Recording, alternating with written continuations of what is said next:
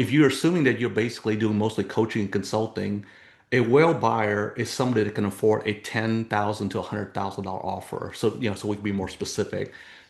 Statistically, it means that it's like the 10% of the market that is basically willing to invest far more than the average buyer. So this whole concept of working with whale buyers or whale clients, it's really about going after 10 to 20% that's going to make up the bulk of your profit. So these are folks that can outspend the rest of your market. And there's a very specific approach to how to, approach and land these folks as clients. So.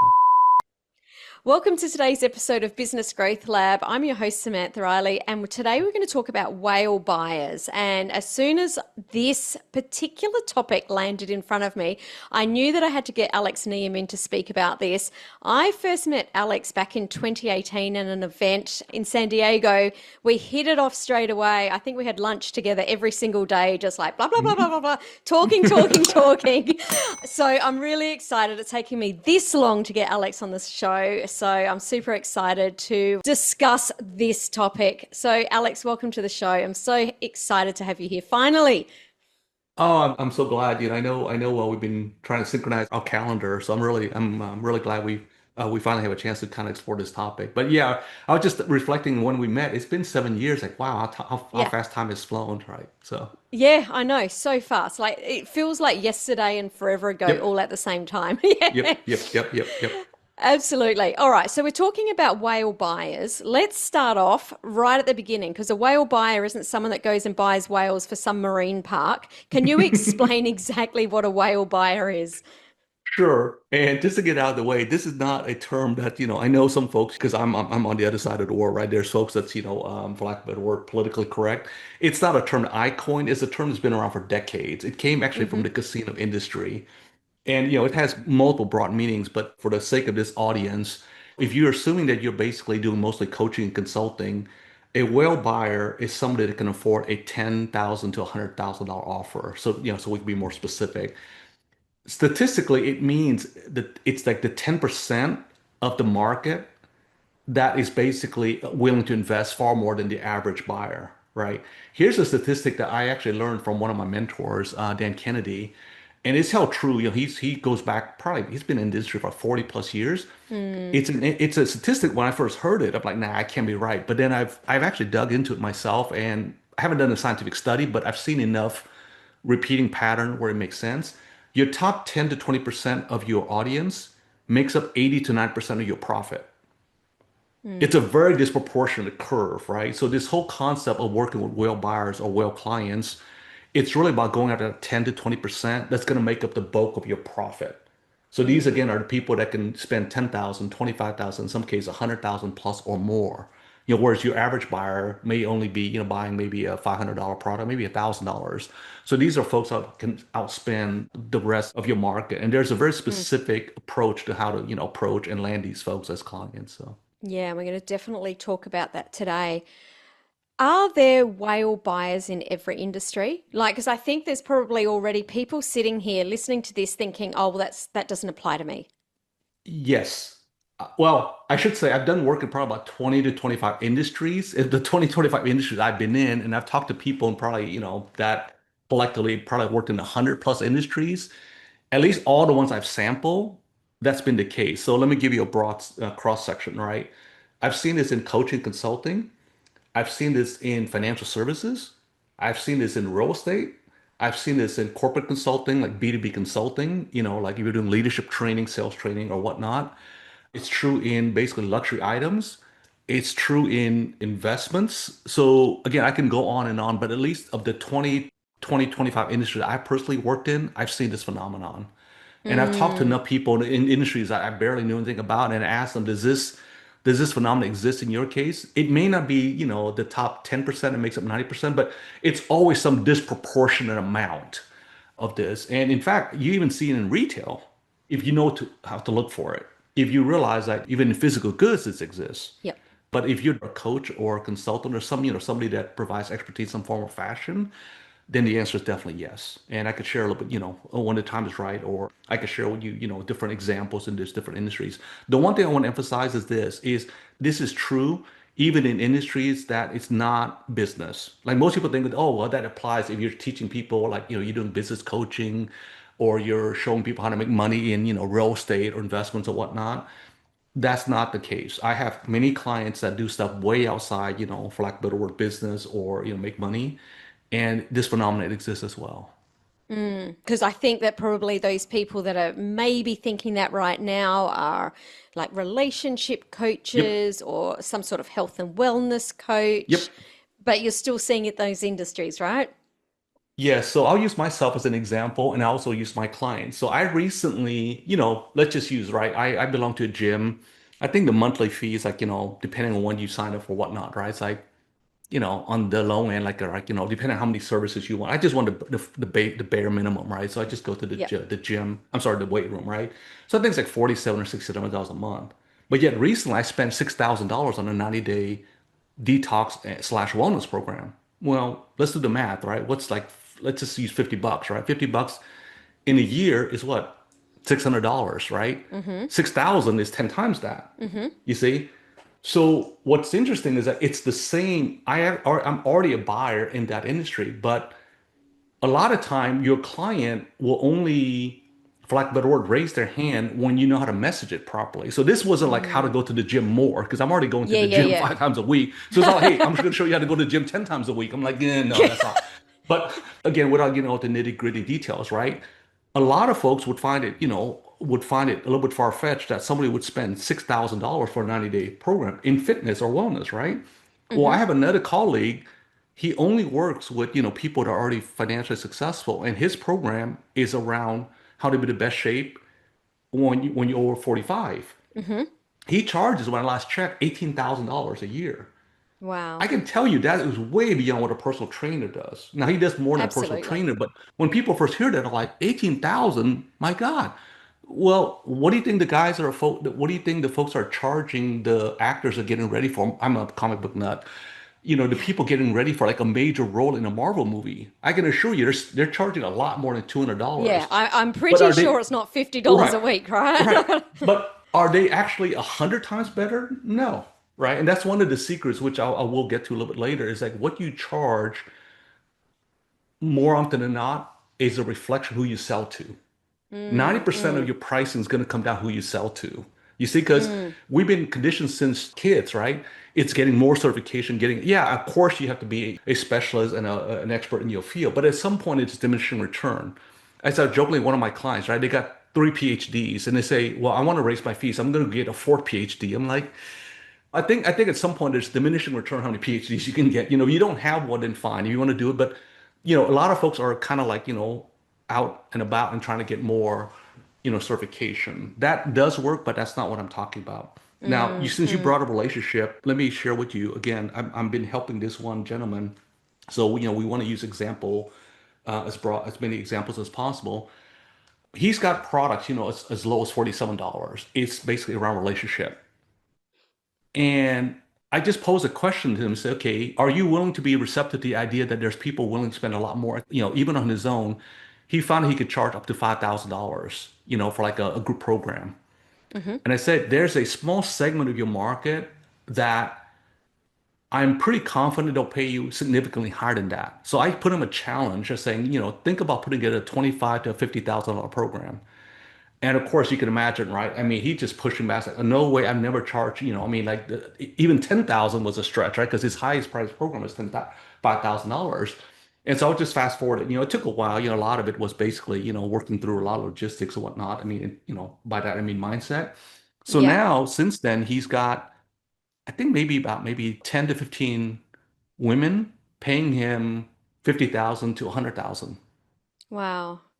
You see, this is relationship. Right? So most Mm. people say, well, there's no way anybody would pay that. Well, let me pose a question. I just came back from an event. How much do you think a matchmaker charges? The high-end ones. They're not, I can assure you, they're not charging 10 to $20,000 a year. In the Mm. States, there are matchmakers that advertise in every single glossy magazine. Now, there's a lot of people say, magazines are dead. I can assure you, those magazines in the airlines are still very much alive, and they're very Mm. expensive advertising. I see matchmaking companies take multi-page ads in those Wow. magazines. right? Multi-page ads, not like, like not like a little classified, little whatever, right? Yeah, yeah. These are like very expensive ads. So I told him to say, those are your buyers. I mean, yes, you can help anybody, of course, right? But the buyers that can pay the 25,000, 50,000, 100,000, they're the same people that's willing to spend a multiple of that with high-end matchmakers. And so I said, look, I'm not making this up, right? Because he travels, he flies, I'm sure like a lot of us do. I said, you probably seen these ads. I said, yeah. How much do you think those companies are charging for that? I said, yeah, probably a lot more than $10,000. So that caused him to kind of start thinking about, oh, there are, he works predominantly with women out there that willing to spend that. So what's that profile? So I help him shape that profile, and with a lot of reluctance, he started, going down that path. And now about, 9 months later, and again, it wasn't because it took 9 months to actually implement it. It took several months of resistance. 9 months of Well, resistance. right. But once he overcame the internal self-talk limiting belief, he's landed that. And if we're on the topic, I can help, cover or later if you like, what the profiles of these buyers looks like. Because a lot of folks think, well, Mm. these folks are they do they live in a different dimension? Do they live on a different planet? Say, no, they exist in your customer database right now. And they actually have four or five very key criteria, which I can share. And it makes them a lot easier to identify.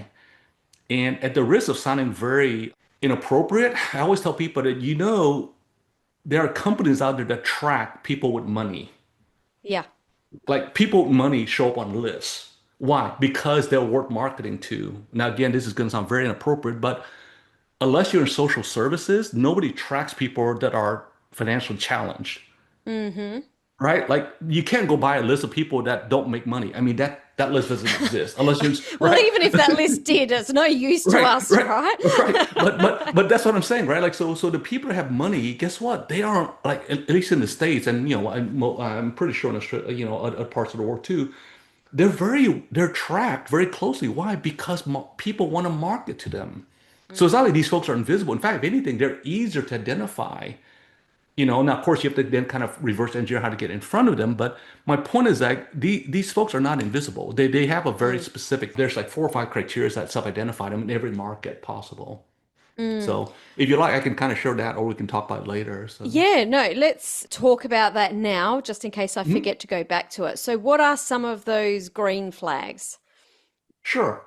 So I can tell you, I can help skip the 10 or 15 years of dead ends I ran into it, right?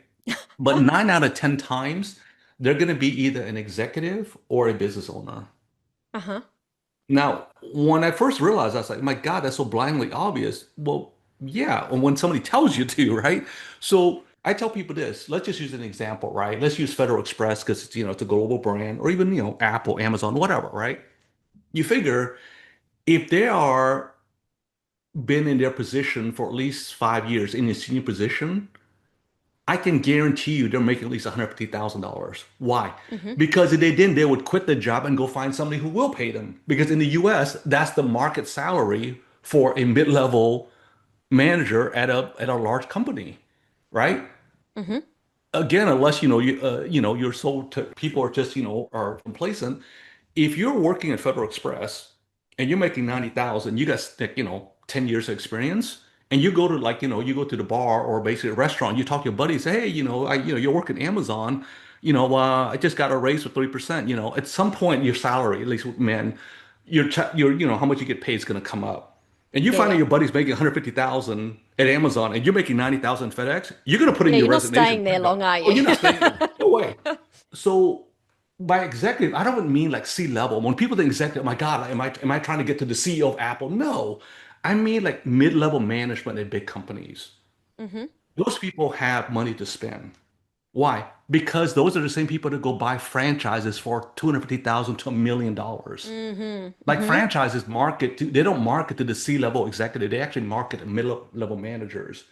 So people that are like middle management and above, they will have a larger spending power than the average person, Mm-hmm. right? So let's use my this gentleman. His name is Bob that I helped. The clients that pay him between the 50,000 to $100,000 programs, they are basically in high-paying professions, and they usually been in a position for at least 5 years. Mm-hmm. They're either a mid-level or higher ranking in a major corporation, or they're in a position that just statistically pays more than the average profession. One of them, for example, is a doctor. Hmm. Well, unless you just graduate from med school, if you've been a doctor for like say 10 plus years, in the US at least, you're almost pretty much guaranteed you're making at least six figures. I mean, it's just Yeah, yeah, statistics. yeah. Again, otherwise you're going to quit and probably go, like go to another hospital, right? So job position and also how long you've been in that position. So I just broadly call those people mid-level managers slash executives, Hmm. right? This is also a reason why if you look at like coaching, executive coaching tends to be a very high profession. Why? Hmm. Because they're working with executives, right? Versus if you're a career coach, who would you rather coach? Like somebody just graduated from college or Yeah. someone who's trying to like basically you see so just age is one, but the more important age is one, but more importantly, it's basically their job title and they're at a big company. And again, there's like thousands of companies, right? Again, I just used the household name was right, like Globe, Federal Express, Apple, right? Amazon. I mean, there's just companies, right?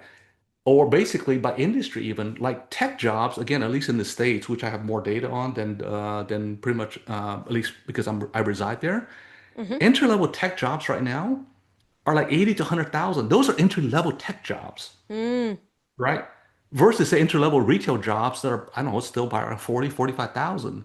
So again, if you're basically a career coach, a relationship coach, in fact, I read an article back to relationship. This one lady in Manhattan, right? She built a seven-figure relationship business focusing on awkward, it's almost redundant, right? Awkward tech people. Well, if you're in Yeah. tech, by definition, 9 out of 10 times you're awkward socially because it just, that's the industry that you tend to work more with computers, right? Yep. Well, if they're working in a big company, Amazon cannot get top talent by underpaying, right? So tech companies know it's a talent war. Well, why is that important? That means that they have to pay top dollars, Yeah. right? So even a person's got 3 years of experience in tech, again, statistically, especially living in Manhattan, they're probably making 150, 175,000. Heck, they don't even need 10 years of experience. Three Yeah. years and they're already making 100. So again, certain industries are just higher paying than others. So why don't we Mm. marry these ideas together, right? If you're a relationship coach, why not target women tech executives? Hmm. Right? Or women tech in, mid-level management, or women in investment banking. Why? Because those jobs are so demanding, they don't have time to focus on the relationship. Yeah. So if you know they're investment banking, an entry-level position in investment banking, 125, 150,000. That's kind of like bare bottom, right? If you're in the Midwest, probably maybe 100. But you're not making 50,000 when you're first coming out. Like investment banking, you can't, there's no way an investment banker, even a junior one's gonna make 50,000. It's just Yep. impossible, right? Just to that industry. Yeah, yeah. So by industries, you can also, realize that. So that's one. The other category is basically business owner. Hmm. And not just any business owner, but somebody that's running a seven-figure business. Hmm. Okay? Because people that are running seven-figure, you see, because when I tell people that, target people with money, they say, okay, well, there's no list that publishes people's salary or the income, right? That's true, but you can do some correlation. I learned this from a gentleman he teaches financial advisors. And Hmm. he says that if your net worth's above a certain amount, you're like 95% likely to be a business owner. Yeah. I've heard that before. Yeah. Right. So, again, in most parts of the world, entrepreneurship is the way to basically wealth. And so you can work backwards. Say, if I want to target people with money, one way to do is job title and the companies they work for. The other one is basically just target business owners that are doing at least $1 million and above. And Hmm. you're going to, of course, then the question asks, like, how do you, correlate that? Because again, nobody goes around like publishing their tax returns, right? Yeah. Yeah. Most industries, if you have about 20 employees, there's a 90% chance the company's doing at least $1 million. Yeah. It's a proxy, right? If you have a certain amount of headcount, you're most likely, willing to do that. This is one of the reasons why, again, people to do, like say, leadership coaching, sales coaching, they tend to target bigger companies because they know that they have deeper pockets. Yeah. But do they have to do anything more difficult? No. It's just that Mm. company has more money to spend. That's all Mm. there is, Mm. right? Yeah, yeah. I always tell people, look, Ferrari doesn't sell to broke people. Do you know, I remember you saying that to me all those years ago, and I still say that to my clients this day. Like, that just cracked me up. I remember you saying, like, If you want to sell a Ferrari, you can't sell it in a schoolyard. You just got to be in the right place. Right, right. So I quite, like, I mean, because, most of the folks that you and I interact with, they spend years, right?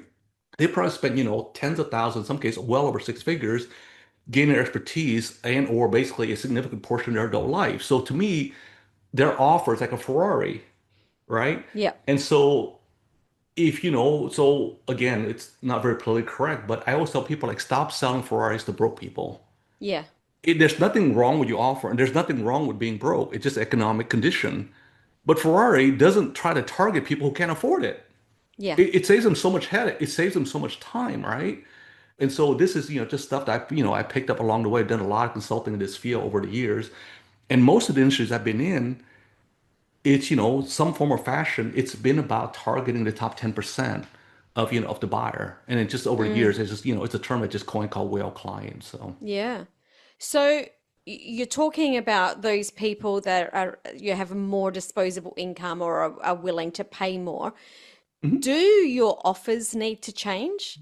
Like, are you selling that $3,000 offer for $30,000? Like, tell us about that. Right. Yeah. So there's no universal answer. So in some cases you do, in other cases you don't. So let me give you both examples Yeah. of cases where you do and then you don't. So that way people can be more discerning. Because there's a lot of unfortunate, I think, very simplified advice. Oh, just raise your fees. I'm like, no, that's a great way to go to bankruptcy. Because if you're selling to people that can't afford your current fees and you raise your fees, suddenly they're not going to, oh my God, your fees are higher. I'm just going to magically think about it, right? Yeah, If you go to the be able to grocery afford store, them.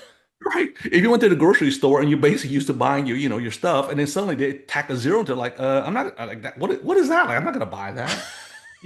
There's more price elasticity in what we do, but it's not like just slap a zero, double your prices. So it's actually a multi-step process, right? More often than not, if you already have, okay, so it depends if you're starting out or if you already have a client base already. If you already have a client base, there's probably a small percentage that, again, statistically, usually 10% of the people that want to pay you more money, but because of the way you're communicating it, they realize that they subconsciously, mistakenly think it's not for me, right? So with my Mm-hmm. client there, yes, he's offering more hand holding, but if you look at the price, right, 5,000 to say 80,000, that's 1,600% more. That's 16x more. He is doing more, but he's not doing 16 times more. Yeah. Yeah. You see, so that's the part I want people to understand. It's not always that you can do exact same thing and then charge, like five, 10 times more. Most of my client on the low end, I said two to three X. On the high end, maybe 10X. In some extreme case, Mm-hmm. I've seen it. I've helped client raise their fees as much as 20X. Again, they've had to add a little bit, more stuff to it. But it's never proportional to the raise. Because if Mm-hmm. you did, you just, well, what's the point, right? If I had to work 10 times as much for 10 times the amount of money, Yeah, yeah. It'd then be I haven't easier really just gained it. Right. You just yeah. keep the same thing, right? So in some cases, there is things you have to add, but it's never the proportional amount. In this particular case, with this particular client that's in a relationship space, he is offering more access. But here's what's interesting. People that have that kind of money Mm-hmm. rarely waste time. Exactly. So even though he's making himself available unlimited amount, it's not like they're on the call like with him, 24/7. No. Because folks that at that level, they have a lot on their plate already. See, I've actually found the opposite. The Right. people that have more money, they have to look after their time so well. Exactly. They're so efficient. They are so efficient. Whereas Right. someone that pays less, it's like, well, they've got all the time in the world and they're quite happy to have a chat forever. Right. Or you end up being a savior, right? Yeah. Whereas people that and this is again, hopefully not going up too much tangent here, but also the people that pay more money, and we're not talking about like more like, client expectation. Yes, there's always going to be, exceptions to everything that's said, right? But generally speaking, unless you're basically just providing concierge service where you literally run their life, which that's a different world to itself. For the most part, if you're offering like, coaching, consulting in some form of fashion, more often than not, they actually have more realistic expectations Yeah. because they didn't get to where they were by being unrealistic. Because they've been out there and they've done it. So you actually don't have to make these insane expectations, you do, right? The women are paying like, like again, back to my relationship client. by the way, I'm actually intentionally staying away from make money because that's just so obvious, right? We can Hmm. certainly talk about the make money or the business niches here in a second. He doesn't guarantee that they're gonna basically find, their soulmate. Hmm. But he's saying, look, you've tried everything else, right? You tried the retreat, you tried online dating, you tried matchmaking, you tried everything else, right? So at this point, he's not guaranteeing that because a lot of people think, oh, you're charging a high fee, you gotta have some outrageous guarantee, right? And the answer is Yep. actually Yep. most of the time it's not because those folks did not get to where they are by being unrealistic. Yeah, interesting. Right. So it's actually kind of paradox. When you charge a lot of these fees, a lot of time you actually can turn them off by guaranteeing it because they realize that there's no guarantee in life. Now, of course, Mm. you have to basically balance that. So that's one. Now, the other thing I also wanted to kind of, to answer your question, right? So whether you have to add it or not, it varies case by case. I've also seen cases, though, many cases where you don't actually have to add a lot To the to the offer. deliverable. Right. Yep. Because a lot of time you can raise your fees by simply changing who you sell to. And you can do the exact same amount of work, right? Mm. You see, so like I said, this relationship coach, it's not like women are affluent. It's a term, sometimes people use, like they have higher or more disposable income. It's not like they have special relationship needs that the average woman doesn't have. Yeah. It just they can spend more money. And they're used to spending money because if you don't charge accordingly, they're going to say, wait a minute, like you can't be that good. You see? So Yes. to some Yeah. degree, affluent buyers are more discerning. So a lot of time they'll use the price as a qualifier. In a previous life, I had a consulting business, right? And a lot of our clients were, Fortune 500, Global 2000 brands. And the joke I used to say was like, if your fee is less than what they spend on paper clips, they won't take you seriously, Mm. right? So we were selling against literally companies, in some cases, like 10 to 100 times our size. Their fees were so much higher than ours. Hmm. And yet, even though we could charge, far less and be profitable, we simply couldn't get like, they wouldn't take us seriously unless we at least Yeah. raise our fees. Because in certain audiences, there's a certain expectation that, that your fees have to be accordingly. Otherwise, they're going to wonder, like, what's wrong with this? Like, maybe this is a kind of like a bare bone solution and not a complete solution. Yeah, totally. Right. A lot of time you could just change who you sell to. If you're still planning on selling to the same audience, a lot of time you may have to add a little bit more, or you have to change your messaging. Hmm. Here's what I mean. Hopefully not to get too technical, but over the years, I've worked with a lot of SEO companies, consulting to them, helping grow their business. And here's what you're going to find interesting, Sam. I met a gentleman that does, of all things, reputation management for very wealthy people. I'm talking about people that are like worth nine figures and above individually, not like their Yeah. company's worth that, like individually, right? Here's what he does. And again, this might get a little bit esoteric, but whereas everybody's trying to get people highly ranked, he's doing what's called reputation management. Like these people, unfortunately, they may have had a little bit too much of the old tipsy, and so they do something embarrassing, and so now their name is on like on highly ranked on a Yes. Google that they don't want, so they want to actually push that down. So Yep. he's like, oh, this is interesting. He's actually doing the opposite of what most SEO companies doing, which is he's actually trying to force them down, to be buried on page five. So in that case, he changed his audience, but his deliverable is the same. Like he's actually doing arguably easier than what most people have to do, which is trying to outsmart Google. He's actually creating a bunch of content to bury the embarrassing. You see, so in this That's case, fantastic. right, the amount of money he charges, oh, geez, it's staggering. I mean, I've never seen. I mean, I hear about people charging, like, $5,000, $10,000 a month SEO. Trust me, he's charging a heck of a lot more because these folks, it's so embarrassing and it's so brand damaging to them Yes, the that they only pay a pain there is worth oh, so right, much. Yeah. right. But like, but on a delivery capability, he's not doing much more than the average SEO. And arguably, he's actually doing what he's doing is actually technically easier. Again, I'm not an SEO Yep. expert, but I've talked to enough people say, yeah, that's actually easier to do than trying to get, trying to get highly ranked on Google. So again, it depends on the situation. This is one of the things that we do, when we work with our clients. Like, do you have to change your deliverable? Or, do you have to change, who you sell to? In some cases, a little bit of both, or, a little bit of tweaking. But the thing that I want people to take away from, because a lot of people think, oh my God, if I'm going to raise my price by 5 to 10x, am I going to have to work 5 to 10 times as much?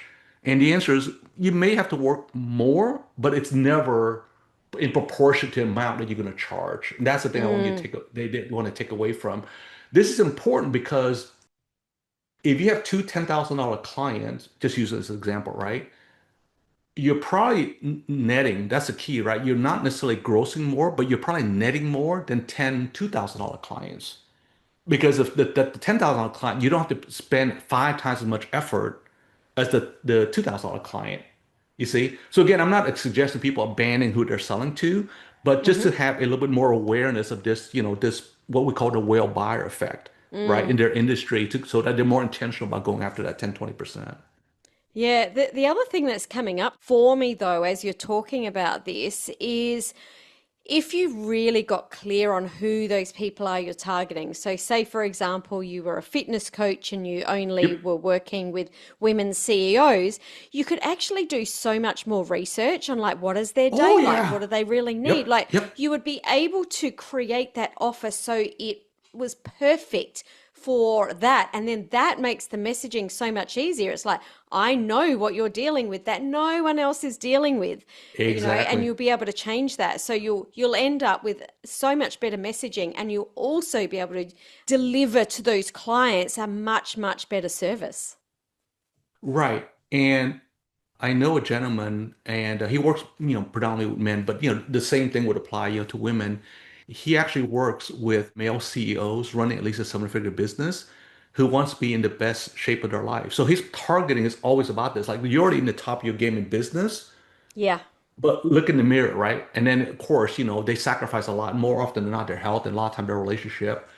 I'm working with somebody else who's actually helping the same audience get their family life back in order, right? So you're right. When you're that well defined, your marketing is so crisp.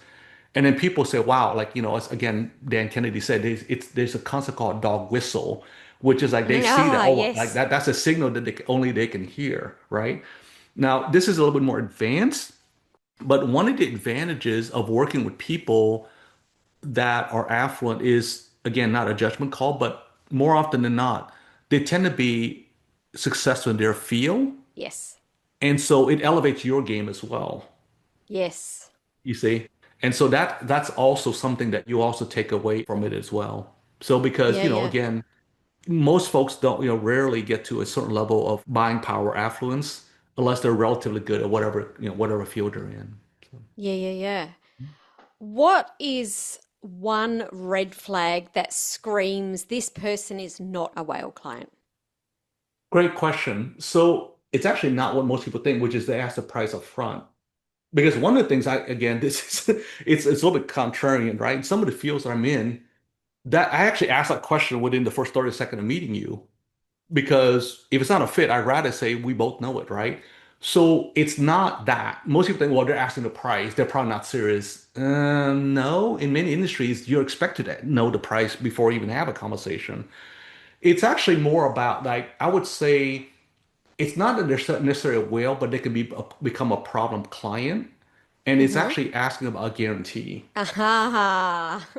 So if you think about it, right? So if you do any transformational work or consulting work, a lot of time the other side has to do their part too, Yes. you see? And so if they're asking for a guarantee, they're not necessarily looking for a coach or a consultant or advisor. They may be looking more for, like, I would call, like, a savior. Yes. And you definitely don't want to be in again, this part is very subtle, right? You definitely don't want to be positioned where, because there's a small group of folks that they pay you a lot of money and they feel like, okay, well, I paid you a lot of money, and so therefore now I can basically, run your life, right? Yes. And you Yeah, don't yeah, want yeah. that, right? Because most people think, like, people that pay high fees, you're actually doing what's called concierge service. Uh-huh. You see, like in the States, there's a concept called concierge medicine, which means that, people are available much more than, say, than probably, like, your average hospital or whatnot. So it's not that. Okay. So we're not talking about creating concierge service where you're basically available 24/7. So back to your question, it's less about, like, them not being a well client, but them being more problematic client, which again Mm-hmm. goes back to, Mm-hmm. like, are you guaranteeing your work? Mm. Now, there is a way to do a guarantee so that way both sides are accountable. Is that meaning that they have to be responsible for their side and then you're Yes. responsible for your side. So, but that's clear, roles and responsibility. But I'm talking more about, well, this doesn't work out, like if I'm spending this much money on you, like for example, I used to run an agency, which is, of course, done for your services, right? And people say, well, I'm spending this much money. I want to guarantee at the end of this. I'm like, okay, and not to sound crass, but you do know when you go spend $3 million on a McDonald's, nowhere in their 100-page contract did they say you're going to Yeah, make money. And McDonald's been around exactly. for, right? And McDonald's Yeah. arguably is the, one of the most successful franchise. So, so that's the part that, you probably want to, I wouldn't necessarily say run away from, but at least have like a very candid conversation with them. It's like what they're expecting for this high fee. So, Yeah, and that can be quite nuanced because I actually, as you were saying that, I thought about a situation that we have been in with one of our companies where I was having a conversation with a prospect and we were talking about a piece of software that I said that we could set up for her on her behalf. sure. And she said to me, well, actually, she said, I don't really want you to do that because in the last year, I've had someone lock me out of my SEO, lock me out of my ad account, lock me out of blah, blah, blah. And straight away my gut went, uh-huh. And I didn't listen to my gut. And guess what happened? Mhm. She didn't pay. Like the nuance is there. If it's something that's happened multiple times, there's Mhm. always a red flag there. Yeah, yeah. Again, there may be other reasons for it, but statistically, yeah, that's what I call like the savior complex, and it tends to happen a little bit more as you charge more fee, as you Yeah. start higher fees, right? Because this relationship client, right? I mean, he's had questions. So look, if I pay you this much money, am I gonna, be guaranteed a soulmate? Because I try all this other stuff. I'm like, and he has a very candid conversation. Well, maybe there's some internal work we need to work through first. At the end of that, you're more likely to attract a soulmate or whatever term they use will be, but there's no guarantee. And if they have issues with that, then you can still sign up that client, but know that there's probably going to have to be some client management down the road. So Totally. mhm, So if someone's been listening to this conversation and they're mhm, excited for the possibilities, mhm. what can they do in the next 7 days to create their first premium conversation? Great, great question. So this may change depending on when this gets published, but for now, Facebook is actually surprisingly responsive if you've been very careful about cultivating. Now, if you basically just Mm, accepted every random request, that's going to be a bit different. But if you feel like your audience might be something, you may just want to make a post, right? Say, I'm looking for, again, I won't, write a copy for word, but a Facebook post that says something like, I'm looking for one or two clients that have these very specific needs, and just hint upfront that this is a very it's a sizable investment, and it's got to be a mutual fit. So that's one. The other one I like to do is think about somebody that may already have influence or already has your client. So one of the things we spend a lot of time with our clients is who are a potential referral source or a strategic partner, yes. right? Now, again, this is not universal, but here's some roles that you may think about. A CPA is a good one because Uh-huh. CPAs tend to know. If you recall earlier, we said like CPAs. I'm sorry, like that a very sizable market segment for this is basic business owners. A CPA knows how much their business owners make, Mm-hmm. right? They're Mm-hmm. obviously not going to divulge it to you, but statistically, they will know that. So a CPA is good. A business coach is also a good one because again, who do they coach? Business owners, right? Mm-hmm. So if you're doing, now a lot of people say, well, I'm already teaching business. Why would a business coach, potentially refer me to somebody? Well, if you're doing just an example, sales coaching, right? You can position saying, look, I do sales coaching, and the reason you may want to introduce me to your clients because I can help their business grow, which Mm. means that they would have more money to invest with you, which makes them a better client. You see, now if you're doing the exact same thing that business coach is doing, then probably not. But there's Yeah. always some angle there. So referrals is also another good one. This last one may not be 7 days, but certainly, 30 days or less, it's very counterintuitive, but it's actually to host a podcast. Mm-hmm. Now, when people first hear this, I'm like, well, how is that going to work? There's a podcast can be used as a way to build your brand, but it can also be used as a way to initiate a relationship because Yes. people love hearing, so as you said earlier, right? Since we have a relatively good idea of who our buyers are, you can invite people to a show Now, some people are going to say, hey, how established your show, whatnot. Yours, of course, is very established. So, but a lot of folks saying, well, I'm just starting out. Well, just be upfront about that. Just say you're starting a Yeah, series on this, right? I know a gentleman, he had a podcast and he joked, he told me, Alex, I'd be shocked if the number of downloads I have a month is exceeds two hands, meaning that he'd be shocked if he got 10 downloads a month, right? He didn't spend yeah, very yeah. much time in growing the audience, just like you are with this show. But in his case, he basically, he reached out to somebody who's a very high net worth. I mean, we're talking like, nine figures and above. And again, to keep the story, simple, that allowed him to have the initial conversation and the Mm-hmm. initial relationship. And then several months later, by just staying in touch with that guest over time paid him well over six figures. Yeah. And it started with basically inviting him to a podcast show. So there's a way to use a podcast. It's a very different way than most people are doing. I know you have a podcast agency. I know. We teach this. Yeah. Right, right, We actually right. teach this. Yeah. Right. Yeah. So it's a way to basically get a meeting somebody that's normally very, very hard to reach. So those there's more. I mean, I think I think I've over the years I think I've used like 20 different ways, but some of them are more expensive than others. But the ones that are fairly organic you could do are post on your Facebook wall or Facebook profile. The second one is see if you can start a relationship with a referral partner. The great thing about referral partners, they can refer more than one client to you. The third one's do a podcast. If you have some money and I'm not talking about tens of thousands of dollars, maybe 500 or $1,000. There are folks out there that are willing to pay a sponsorship slot, Mm-hmm. right? Like over the years, I've actually paid, more than $1,000, but because my transaction size is a lot larger. But there's a lot of like online summits or similar like that. They're receptive to, a small investment, again, like 500 to $1,000, and you can get in front of, a very, very targeted audience because they've already taken the energy to curate that audience for you. I mean, over the years, we spent, Totally. yeah, we spent a lot, some cases, thousands of dollars because the audience we service, in one of my businesses, they're worth a lot, a single transaction. So we spend, $2,500, or so to get on, 20, 30 minutes on stage, which is far better investment than running paid advertising, in most Totally. cases, right? Yeah. So targeted. Right. So when people think about paid, they immediately default to paid ads. Uh-huh. That's only one of many ways of, using paid marketing.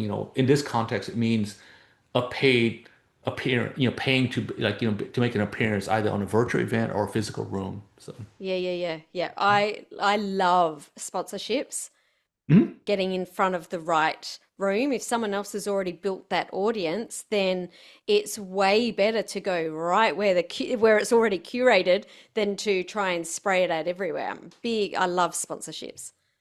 Yeah, because they, as you said, right, they spent a tremendous amount of time, energy, but also a lot of relationship capital as well. Because if you're speaking Yeah, on that, even if they don't endorse you, the fact you're on that stage is already a form of like, implied endorsement. So, totally. It's a transference of trust from the person that's curated that in the first place. yeah, the a variation of that, if we have an extra 30 seconds, a variation I've seen, I know a gentleman that built his business to eight figure.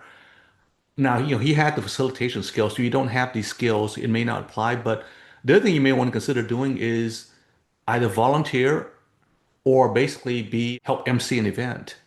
Because Mm, a lot of events, that's one of the things. Because if you MC your own event, it certainly can be done, right? But it helps, like entertainment figured this out a long time ago, right?